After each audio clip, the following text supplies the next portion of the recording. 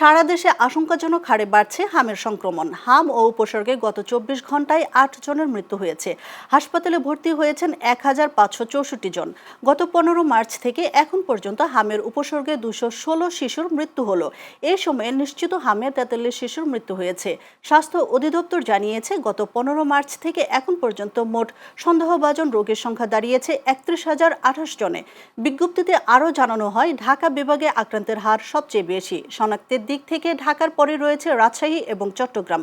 এদিকে শিশুদের সুরক্ষায় বাড়তি সতর্কতার পরামর্শ বিশেষজ্ঞদের। নিউমোনিয়া হাম একসাথেই দুটাই। এখন ডক্টর বলছে যে ট্রিটমেন্ট কালকে সন্ধ্যায় এসে ভর্তি হয়েছি। এখন ট্রিটমেন্ট কালকে সন্ধ্যায় রাতে দিছে, সকালে দিছে, এখনও রাউন্ড চলতেছে। দেখবে আবার এসে ওর রিপোর্ট করাইছে, আরও রিপোর্ট করতে দেবে। একটা রিপোর্ট পাইছি, আরও রিপোর্ট আসতেছে। পাবনা থেকে ডাক্তাররা বলছে পরের বার পাবনা ডাক্তারের ভালো করে চিকিৎসা পাইনি, এখানে আসছি।